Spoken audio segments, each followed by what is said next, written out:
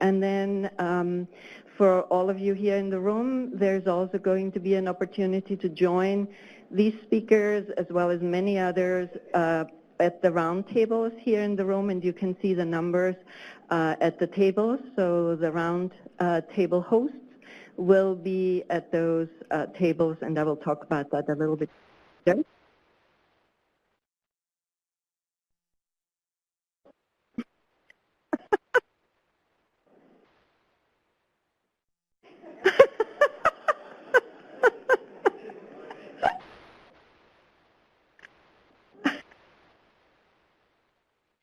All right.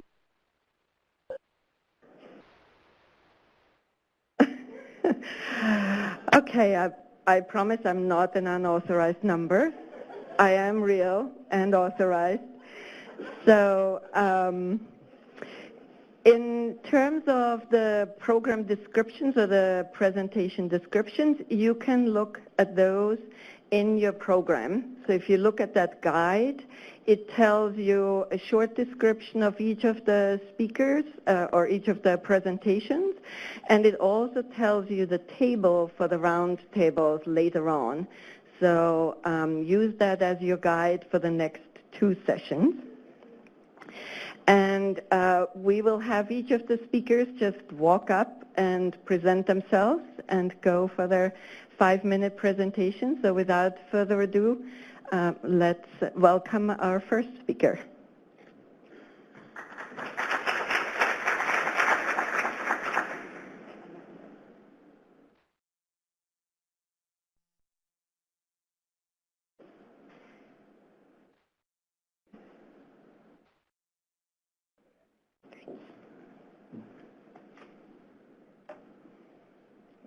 Hi, my name is Amanda Ortega. I'm a program manager for Latin America and the Caribbean at the International Youth Foundation.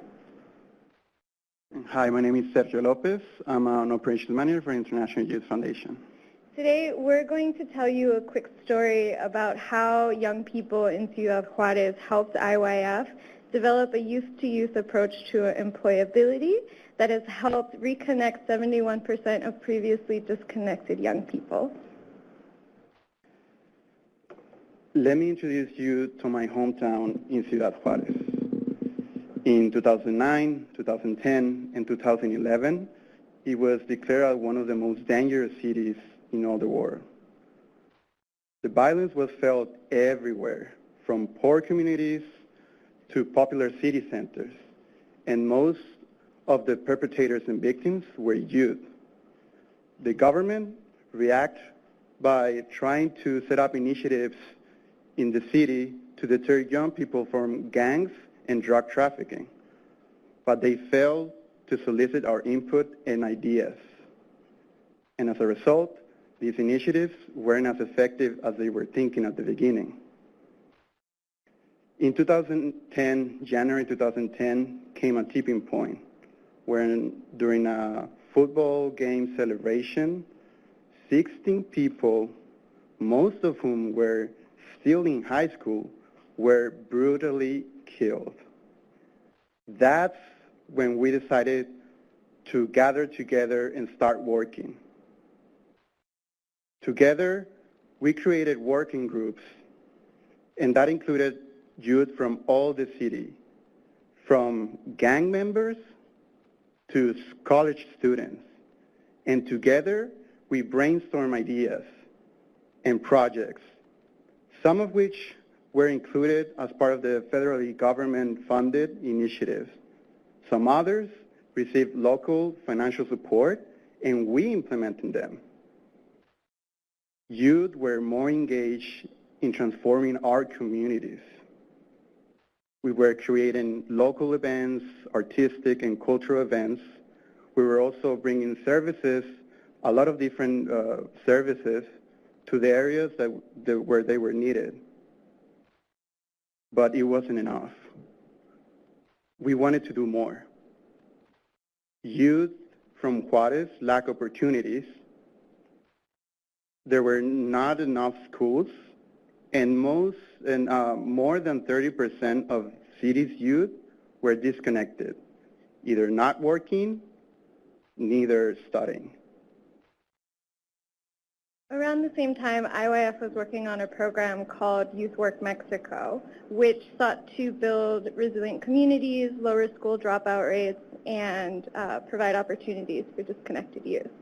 We did this primarily through two ways, through expanding after-school and summer programs for younger youth, and through skills training programs for older disconnected youth.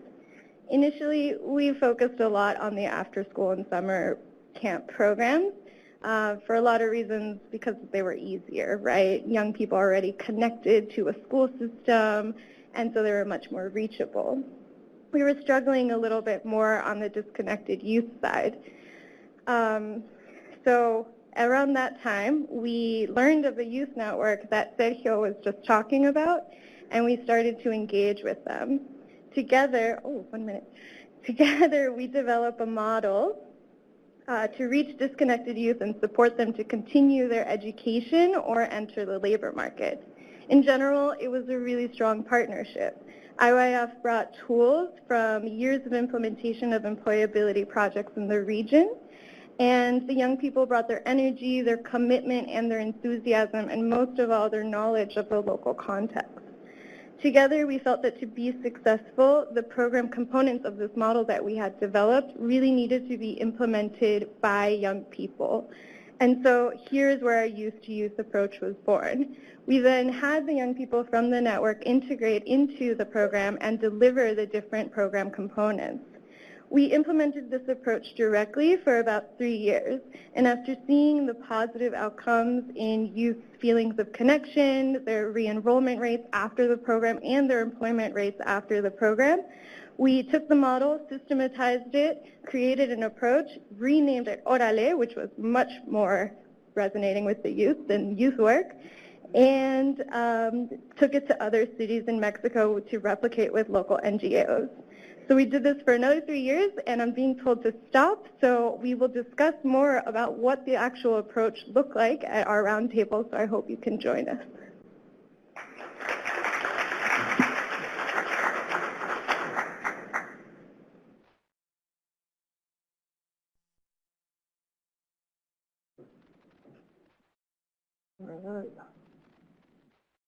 Well, good afternoon, everybody. My name is Teddy Wilhite, and I'm the governance coordinator at the International Republican Institute, which I always like to preface is a nonpartisan nonprofit here in D.C.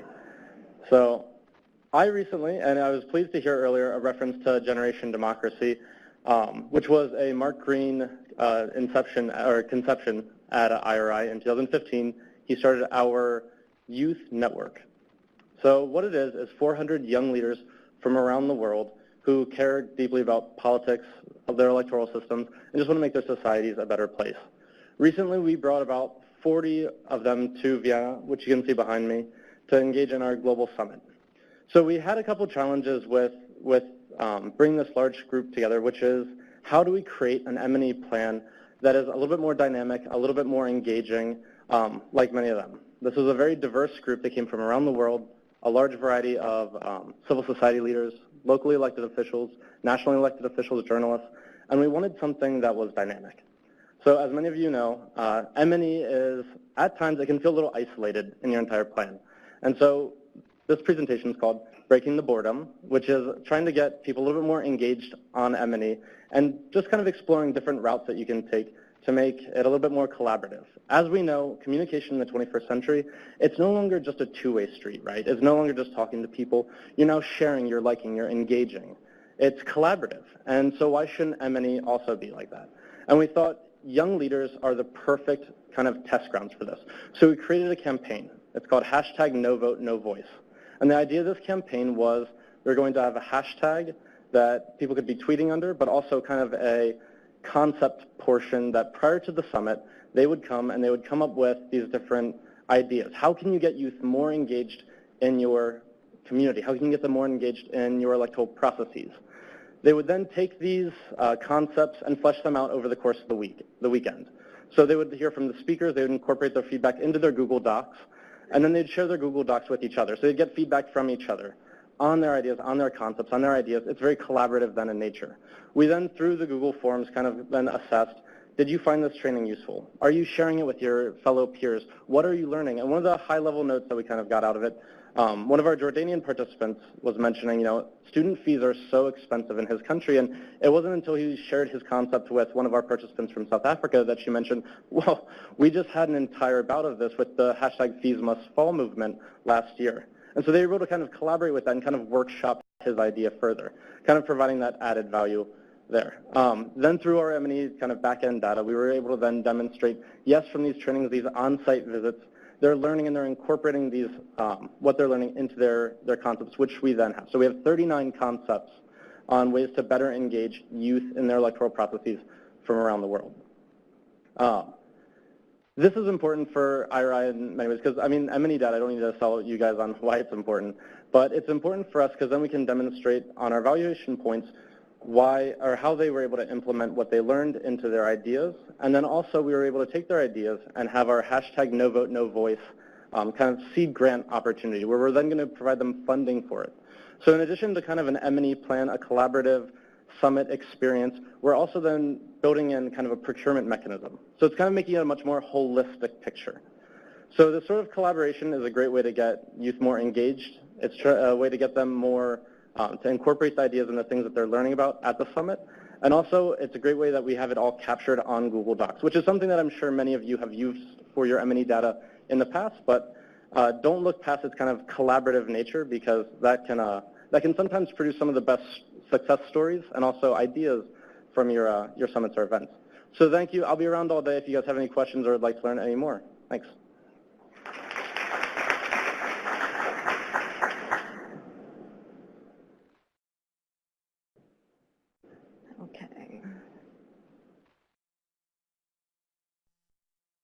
No.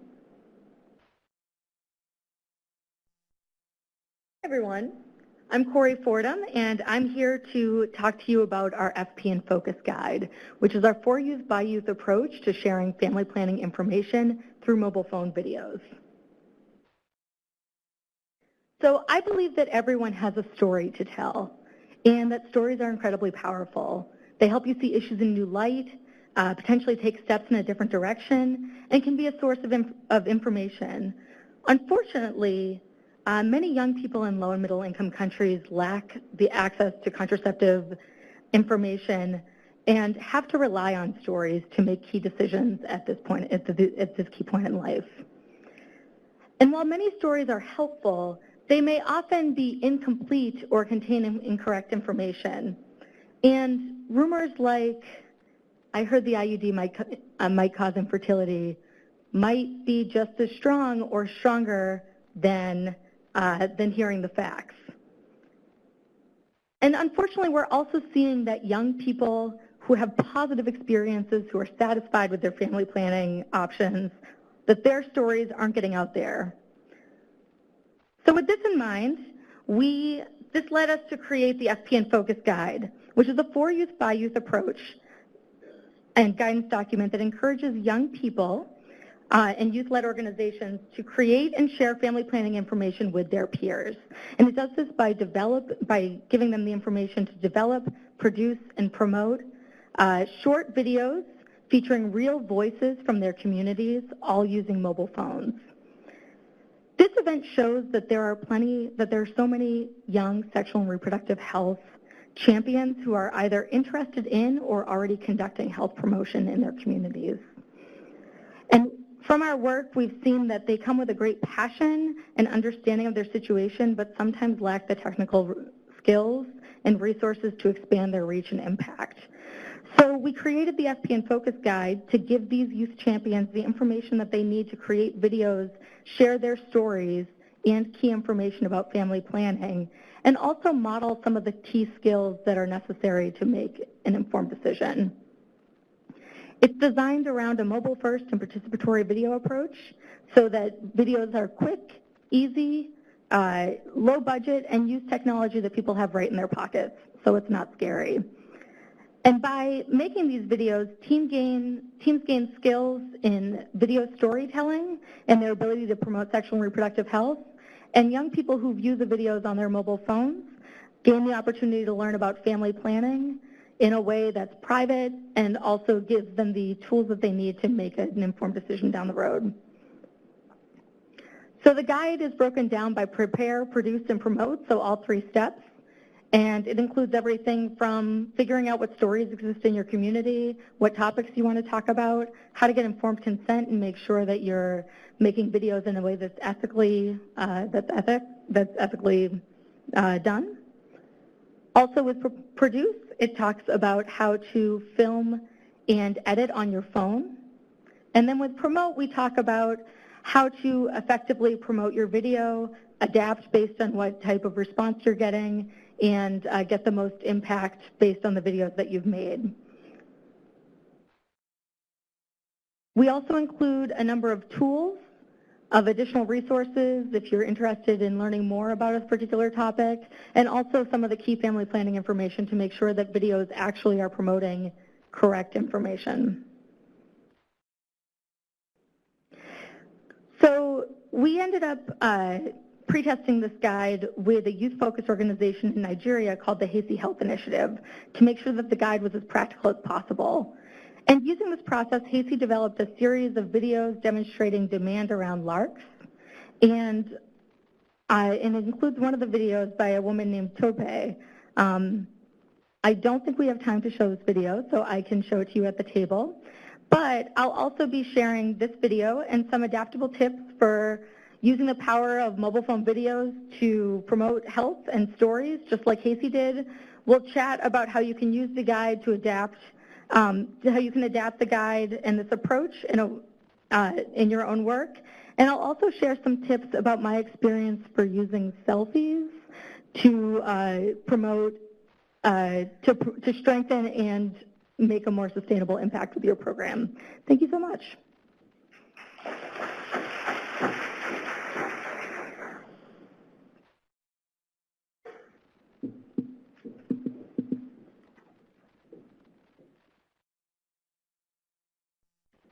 All right.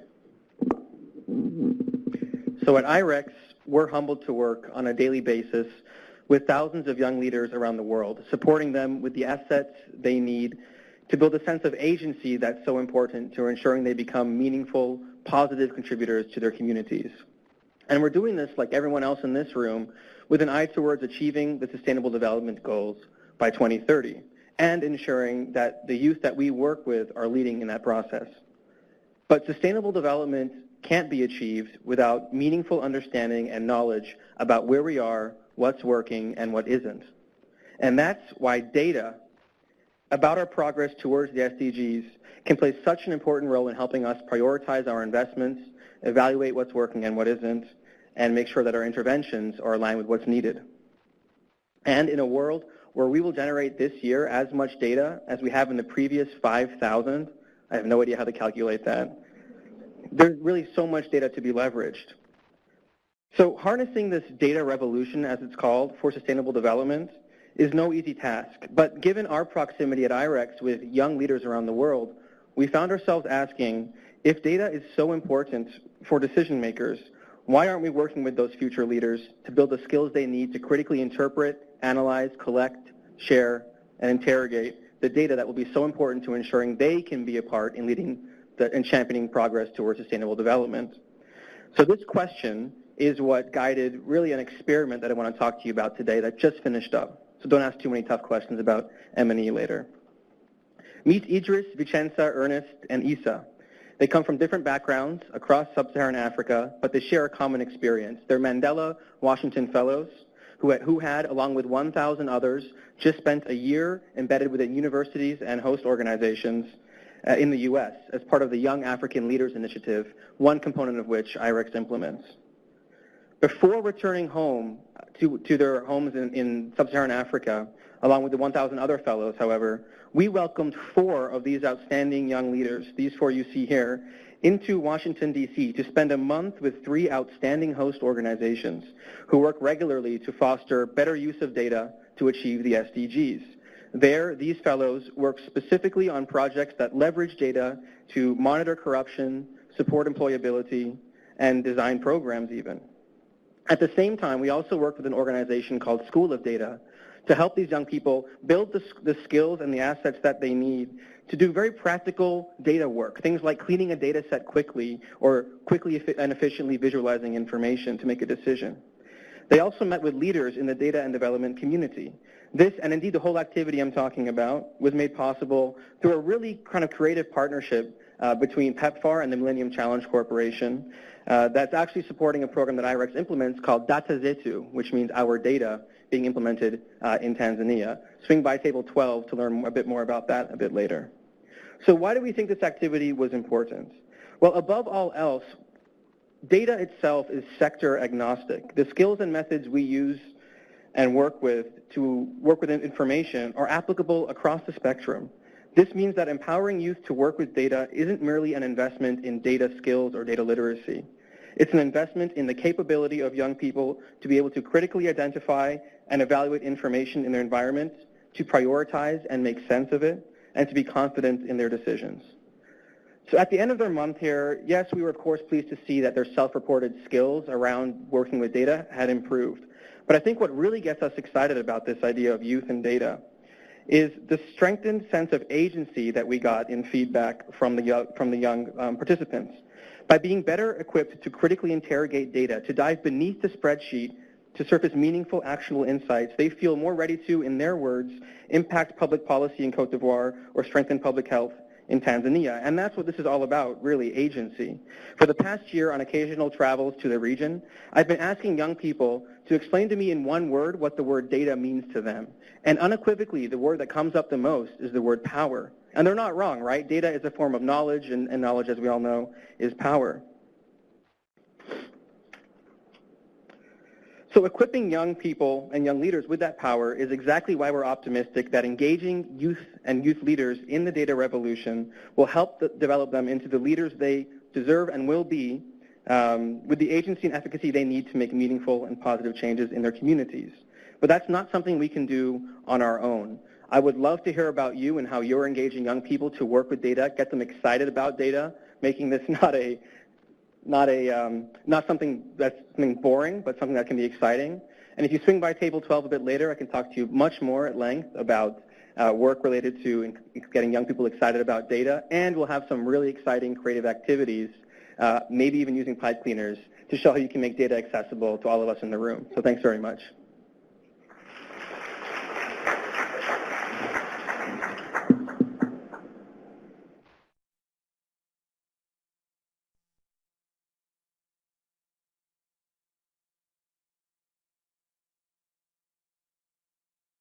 Good afternoon, everybody.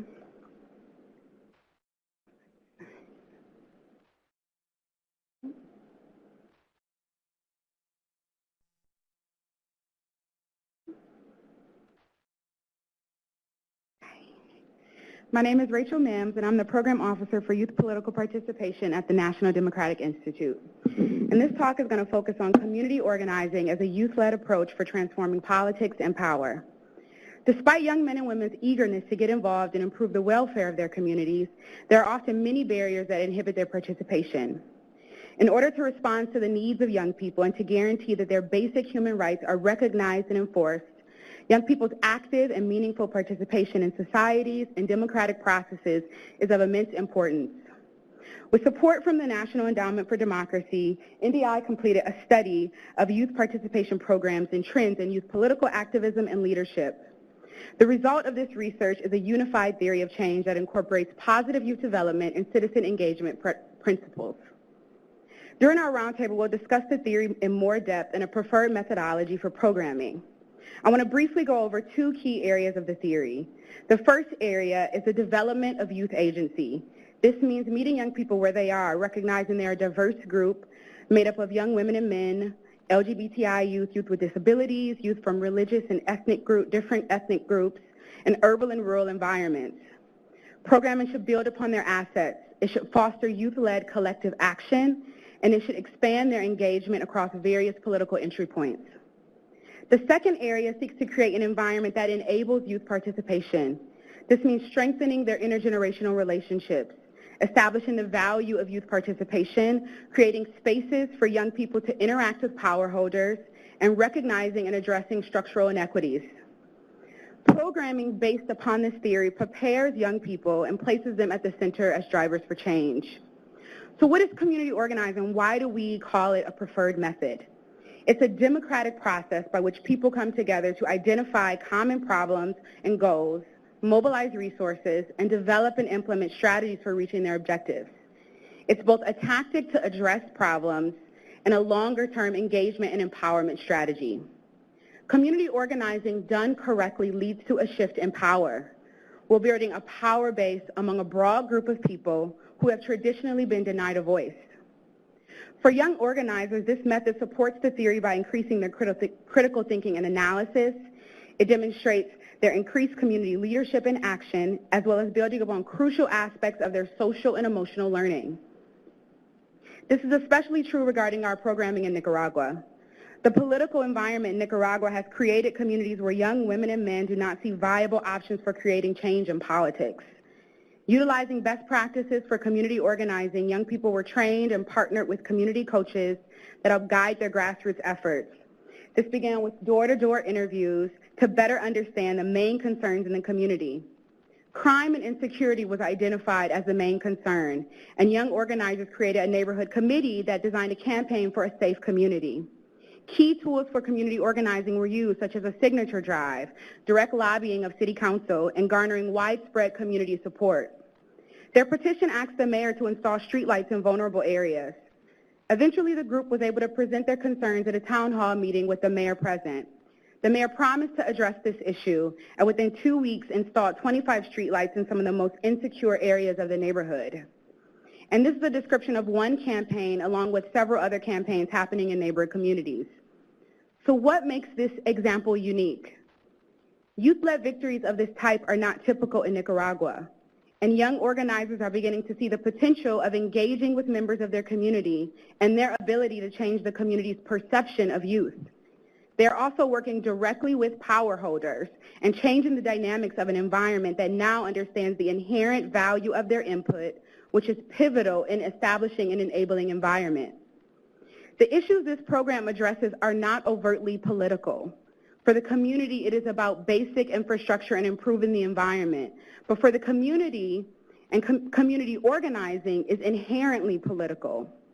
It is through civic engagement of this type that young people are not only likely to demand democracy, but also defend democracy. And these young people are not demanding spaces only for themselves. They are an integral part of creating spaces for diverse, inclusive participation throughout their community. The method of community organizing elevated the voice and greater needs of the community through public service. And this is an effort that was led by the talent and passion of young people. Thank you.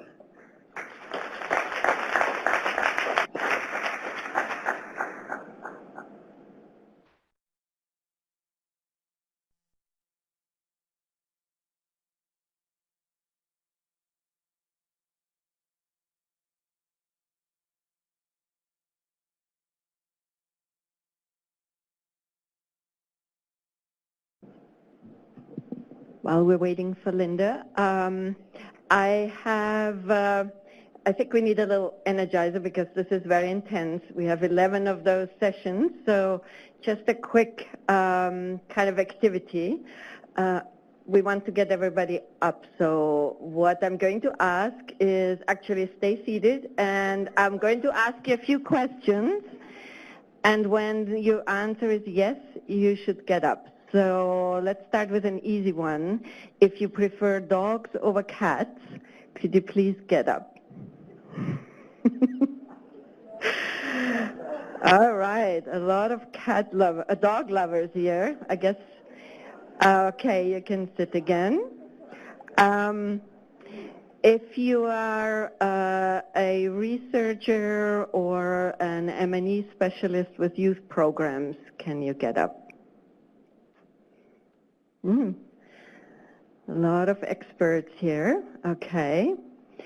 If you are an implementer of youth programs, can you please get up? Great. A lot of good activities here, and hopefully we'll take it all back into your programs. if you have children that are in the age of youth, so like 13 to 29, can you please get up?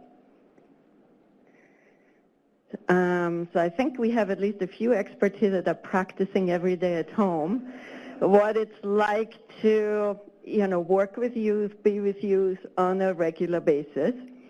So, and then last question, if you plan on using any of the things that you're hearing here today, please get up.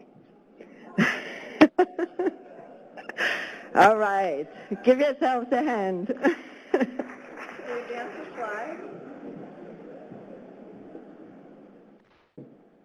There. Thank you, Maria. Hi, I'm Linda Calhoun, and it's so great to be here today.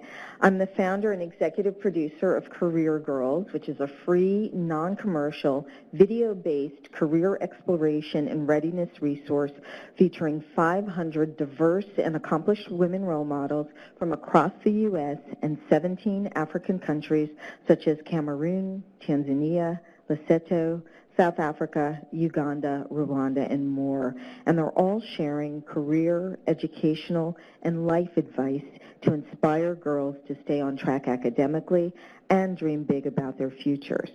So as you see from this slide, we close the imagination gap for girls around the world. You probably have heard of the saying, you can't be what you can't see. Well, we provide the see it part and the how to be it part with a library of over 10,000 videos and a practical how do I do this section for each career. In addition, we've created empowerment lessons. These are short, fast-paced video compilations of diverse and accomplished women role models delivering powerful sound bites with real-world insights, advice, and encouragement on a topic or type of career. Each lesson includes downloadable curriculum to facilitate group discussion and in-depth learning.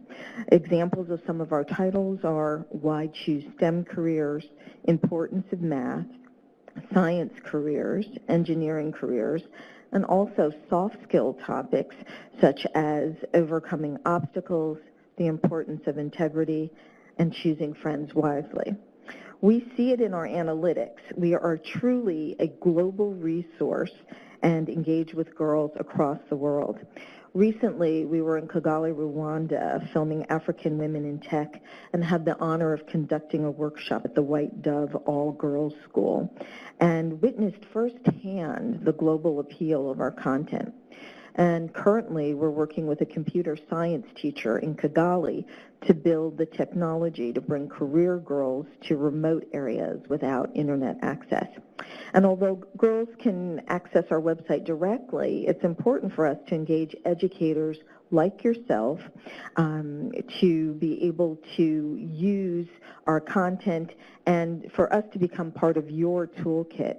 And it's for that reason that we created this guide that has principles and other tips and ideas and strategies for engaging girls. There's a bunch of them in the back, and then I'll also give them out at our roundtable. You can see that it's very easy to customize our content to fit your program needs, and we have, or you can download lesson plans and a ready-to-use script. So what's the impact? Right now, and counting, we've got 4 million page views from around the planet. And so what do girls think about our website? Some of the things I've heard, I didn't know there were so many STEM careers to choose from. These are real women who share real stories and advice, and this is so inspiring.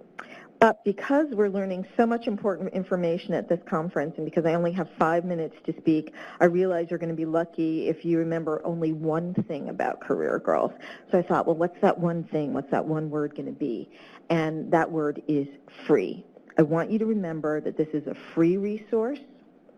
No login, no sign-in, no ads. It's free to all girls everywhere, regardless of socioeconomic background, and it's free to be used as a resource by people like yourselves who've dedicated their lives to guide and shape the development and empowerment of girls around the globe. free is central to our mission and philosophy. So please join our roundtable discussion at table number 2. We'll give a quick demo on how to access and use all of the career exploration readiness resources available on our site. We'll give an empowerment lesson demo and share tips and best practices on ways to use them in a variety of settings. And I know each of you have your own programs with your own particular needs, so we'll save time for Q&A and discussion on how Career Girls best fits with these programs.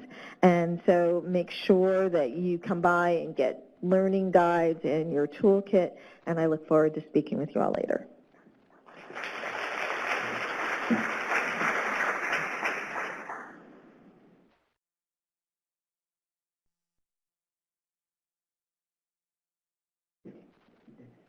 Good afternoon, everybody.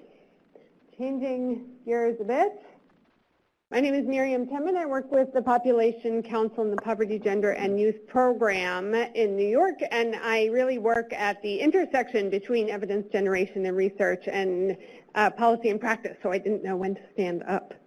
But I'm thrilled to be with you here today to share some hot off the press emerging results of a scan we did of the evidence on the impact of adolescent girl programming, which is very much a complement to the PYD systematic review that we heard about this morning, looking at a much narrower slice of adolescent girl programming. So what did we look at in particular? We looked at programs that worked through community-based girls groups. So we looked for programs that adhered to 3 basic components. They worked through a community-based platform, they included a female mentor, and they included groups of adolescent girls. So we, in the Poverty, Gender, and Youth Program, work with adolescent girls and young women, but we built up a great deal of evidence around adolescent girls, recognizing the unique nature of this dynamic life phase.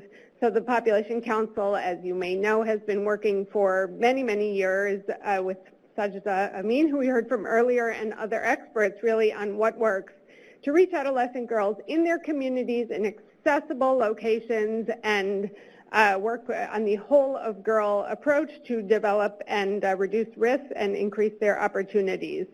So whilst this model that is often called safe space programming has proliferated, and for example through the Major Dreams Initiative in 10 countries in Africa, safe spaces have taken hold and are widely being implemented, but there is really no consensus about how to do it in the best way to achieve the greatest impact, and really also there's a lot of debate about if they work or not. Do they work?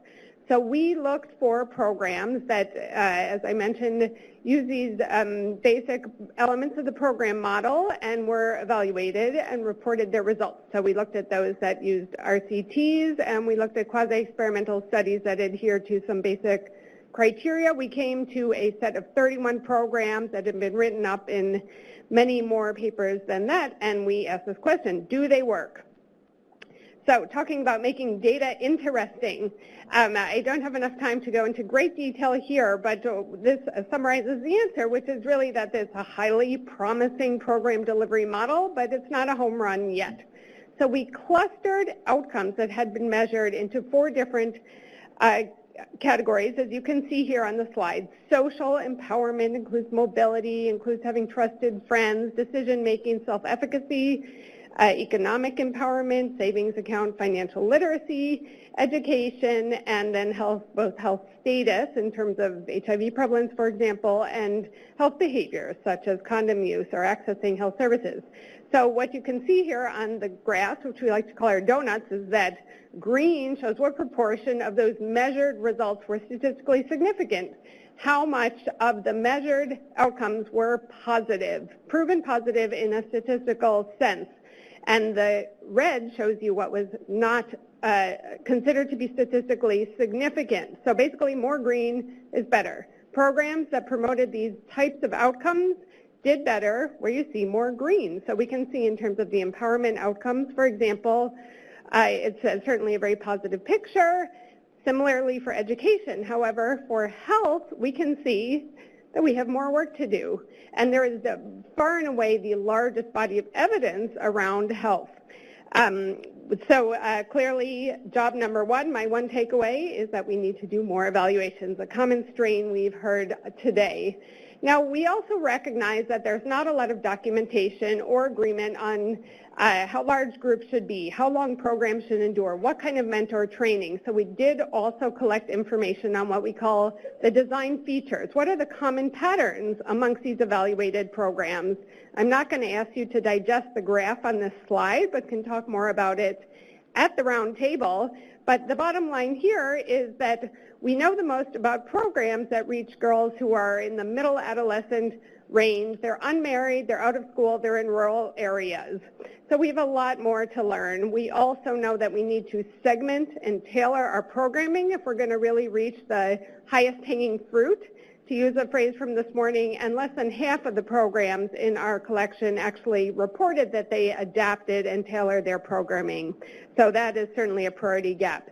So with that, I will close and invite you to come to our roundtable, table 7, to hear more about case studies that are really further exploring and refining our theory of change, including Balaka and another project in Zambia called Girls Read that uses e-readers to build girls' positive youth development. Thank you.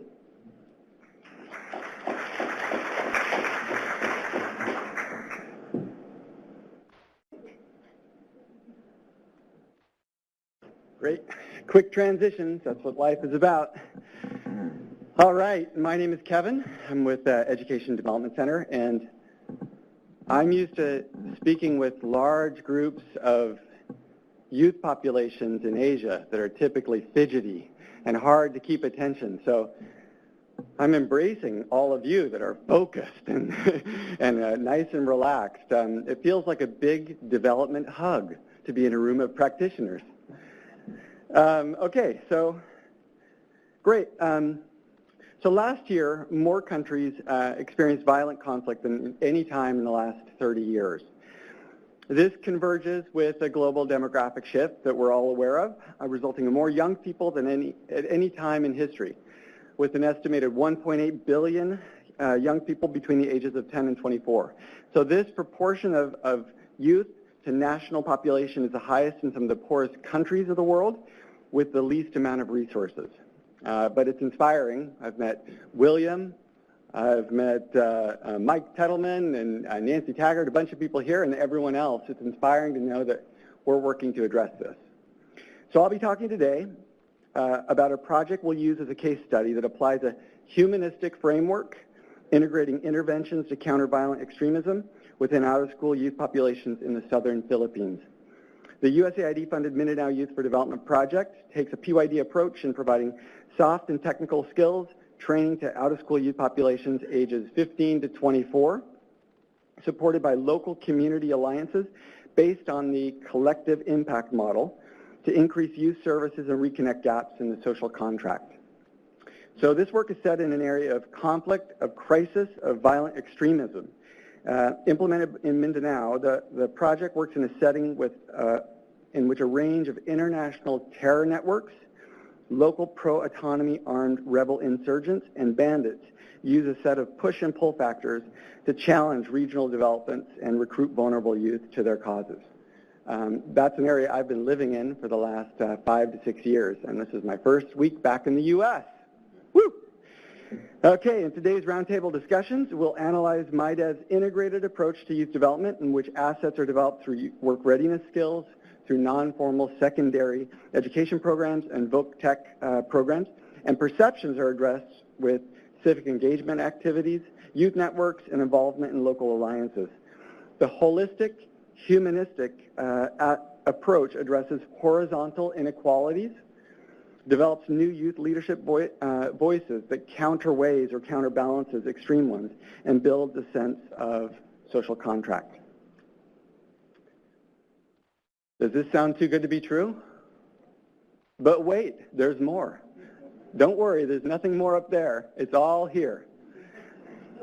So recent findings from a couple of years, 2 years of quasi-experimental impact evaluation data help to demonstrate real gains using this integrated approach. It's all going to be with me. So Youth, at least in last year, 20% of the youth that received the intervention gained new employment, and compared to 10.5% of those in the comparison group. Youth are improving their life skills, work readiness skills, and leadership skills to a greater extent than those that did not receive the intervention. And generally, their perceptions of their government are improving versus those in the comparison group, which are less satisfied with their government. So after years of implementing these approaches in different combinations, or at times in isolation, we've learned that it's the integration of these interventions that deals with the complexities of the push and pull factors in the region. This case shows that attracting youth at a vulnerable time in their lives, providing them with the technical and soft skills, exposing them to the importance of civic engagement, and connecting them with other youth engaged in positive and productive activities has demonstrated the greatest impact. So I look forward to seeing many of you, if not all. You're all welcome to join one table at a robust and rigorous roundtable discussion focused on making change for youth in areas of conflict. Table 4. Thank you.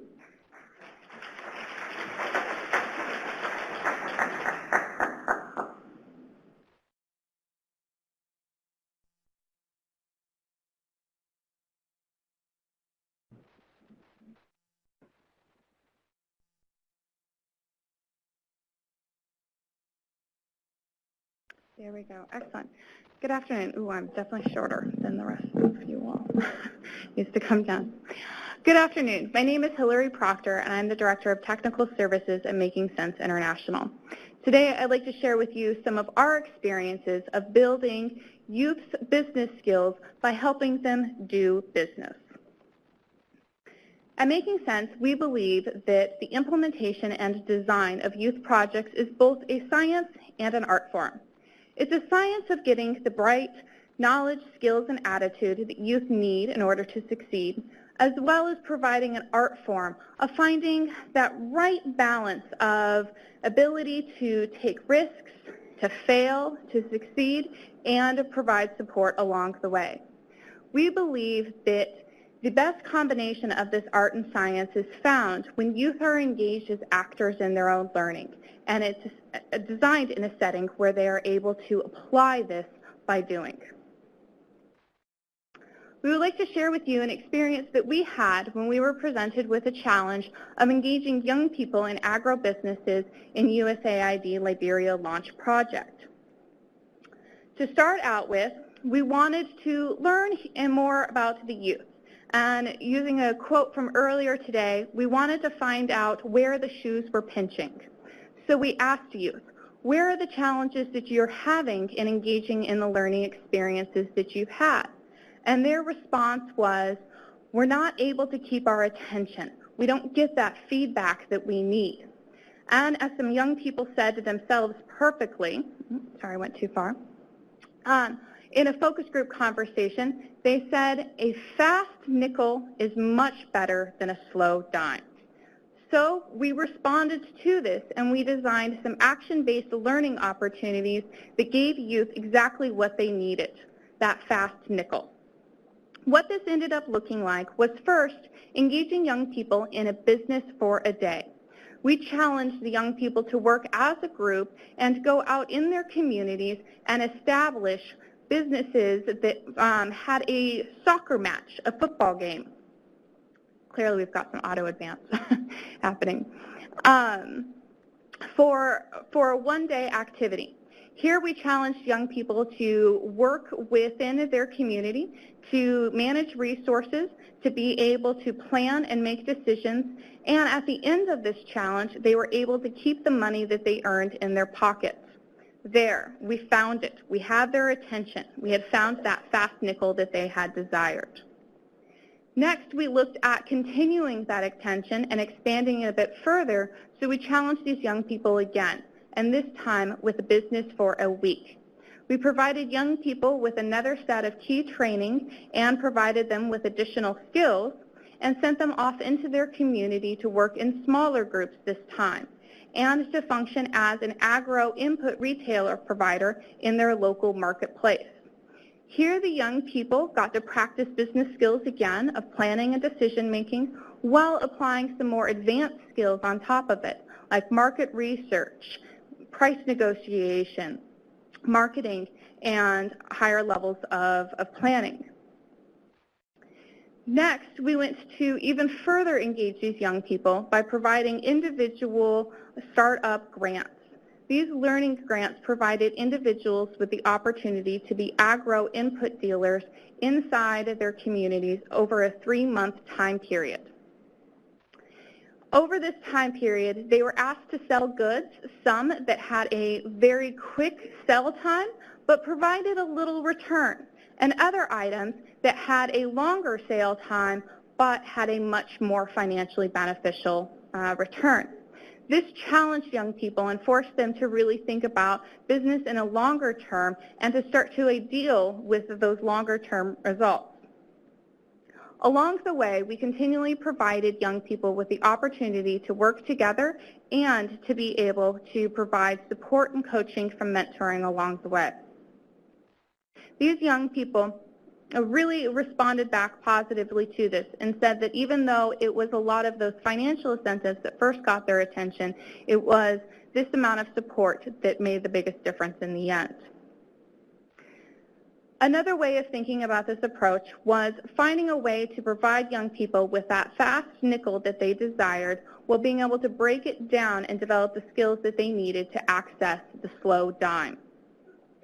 This approach also enabled young people to be able to build up 3 different sets of skills, of soft skills, enterprising skills, and agricultural skills along the way. By overlaying it with the PYD approach, not only were we able to develop these skills of young people and further engage them in business, but we provided them with a development opportunity experience for themselves. The outcome of this was we had over 300 young people who were able to establish agro-businesses in their own community. They not only established them, but they began to thrive in them and demand other business resources and opportunities in agricultural production and be able to mitigate some of the crises from the Ebola. We had a similar experience in Guyana where we got the same impact of working with young people in and taking them off of the streets and putting them into a marketplace and seeing them thrive there. So our pitch to you is we would love to share more and know that you have experiences to share with us as well. So please join us at roundtable number 4 so that you can learn more about what we did in Guyana and in Liberia and even get yourselves your own football for your own business challenge. Thank you.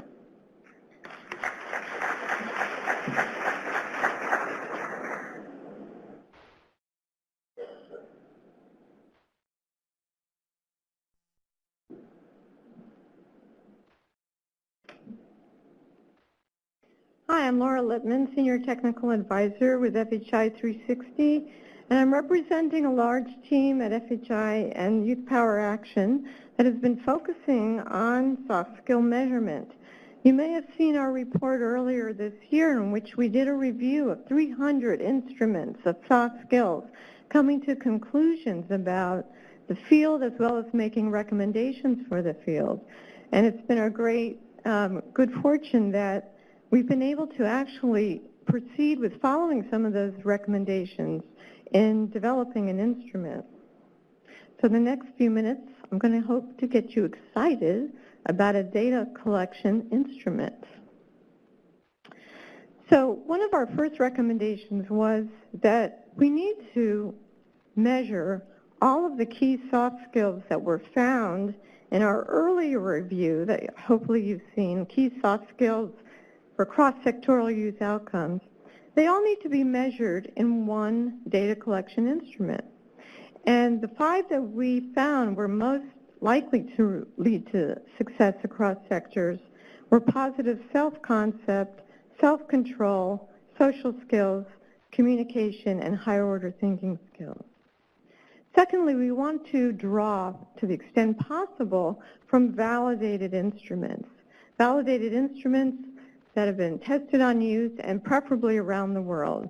So we did draw from some like that, including the Brazilian SENA youth surveys, as well as the Jamaican youth surveys, and some others. And at times, of course, we had to develop our own items because there was nothing there.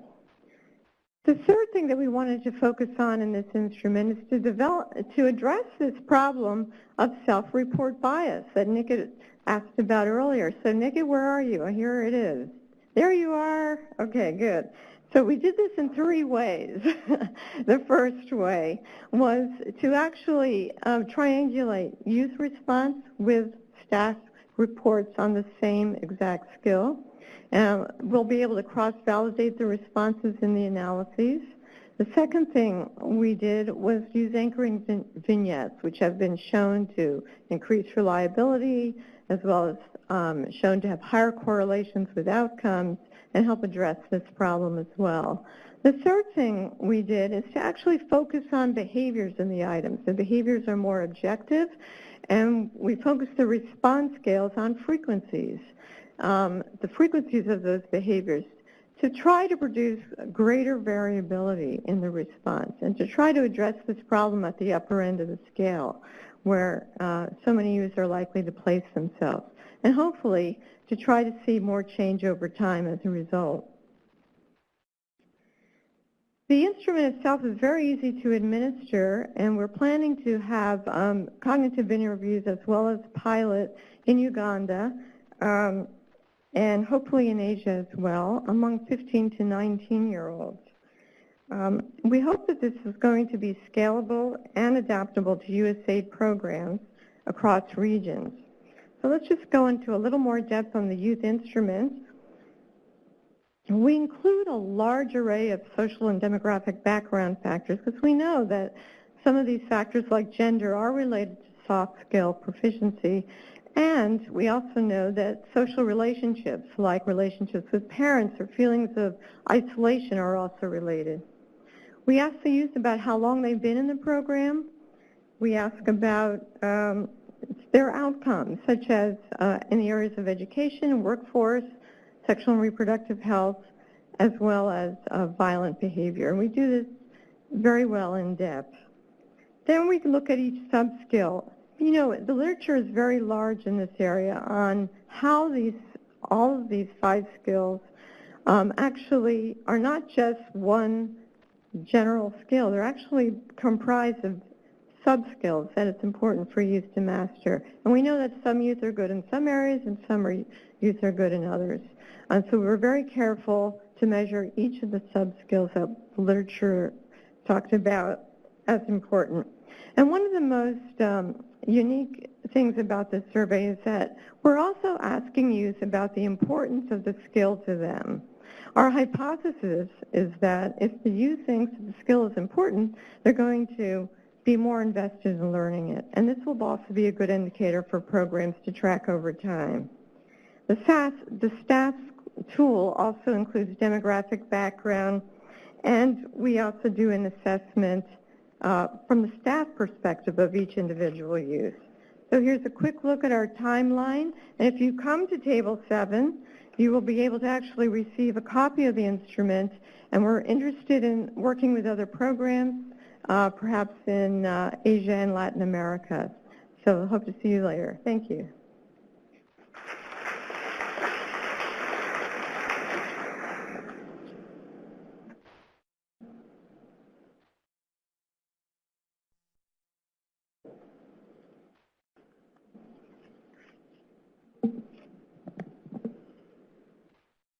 Hello. Looks like I've got the enviable position of coming last. So I'll try to keep this brief. My name is Rachel Taza. I'm a program coordinator for the Children and Youth Division at Search for Common Ground, a peace-building organization. And today I'm going to share a little bit about a new approach that we're piloting that really asks the question, how do we get beyond a holistic program to systems change? And how do we move from youth in isolation to youth working to drive change in collaboration with different generations and across the different sectors that are involved behind every complex social problem that we deal with in this room. So by now in today's agenda, you're all aware that the old way of working with young people, working for young people, doesn't work. We have to move to working with young people. Well, this is also a wider phenomenon that we're seeing as people, we're witnessing a crisis in trust. People no longer trust institutions to work for them. They're increasingly demanding that institutions work with them. And at the same time, we're seeing growing recognition that the traditional project model of isolated interventions are not really adding up to large-scale social change. At Search for Common Ground, we work with more than 1 million young people in a year in all types of programs, including youth-led action, participatory action research, and youth-led community projects. But we really asked ourselves, how can we get beyond the traditional project model, and how can we get to more of this work towards systems change where it's youth in collaboration across different sectors? So what we're piloting now is a new approach that combines several different frameworks and approaches, including positive youth development. But it's primarily based on the collective impact framework, which was introduced in 2011 by John Kanya and Mark Kramer of FSG Consulting, and basically was a new way of articulating something that people have been doing for a while, this community-wide collaboration and coalition building. So we've taken that and we've combined it with the positive youth development approach, systems thinking, and our peace-building principles. So what am I talking about exactly? I'm talking about a long-term process that is nonlinear often, and this chart gives a little indication of that, where we really focus on bringing together people from different sectors, those both affected and involved in a specific social problem, and they're the ones who determine and commit to a shared vision, agenda, and learning to work both complementary and with collective action to drive large-scale social change. In it, young people are partners and co-leaders along with school administrators, parents, local government officials, etc. So what we're doing now, Search for Common Ground, is piloting this approach. It's very new in Sri Lanka and Nigeria. So in Sri Lanka in a post-conflict context, in Nigeria where there are more daily experiences with violent conflict. And in Central Colombo, we're about 6 months into piloting. In Jos, Nigeria, we're a couple months into piloting. So I'm just going to share a little bit of what we're learning so far, and I really look forward to discussing more of the methodology and what makes this different from other kind of joint initiatives during the roundtable discussion at Table 9. So what we're seeing in Central Colombo is that the city is experiencing rapid urbanization and gentrification. This multi-billion mega development project post-war is at the same time marginalizing and evicting young people and their families from their homes. In Jos, we're seeing regular outbreaks of violence, growth of criminal gangs and activities, also kind of connected a little bit to tension over land ownership and illegal construction. In both locations, though, we are seeing young people are at the heart of these issues, and there is a complex number of issues behind this. I mean, there's high school dropout rates, increasing drug abuse, a struggle to find employment. And across all of these, we're seeing that there is a real lack of trust in institutions and the governments and NGOs to actually be able to address these issues. So I don't actually have time to get into much more than that. I'll say that one of the challenges we're really seeing is actually not just with our teams getting from the project model to a longer-term initiative, but also working with these communities who are used to their engagements with NGOs, coming in and saying, okay, we have this amount of funding, we've got these predetermined objectives, and this is our timeline. And it's been a real process in learning together, how do we start from zero? How do we say we're working together to define what the objectives are? I'll stop there. Join me at Table 9 to get into more of the details. Thank you.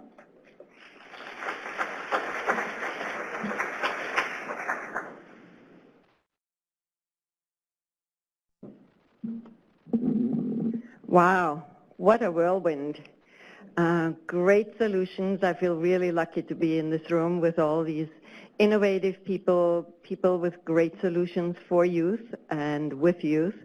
So let's give them another round of applause.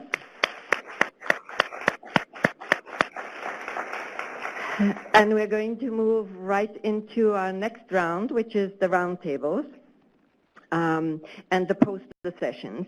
As you can see in the back of the room, there is several posters that have been laid out. So anytime over the next hour or so, you can visit those posters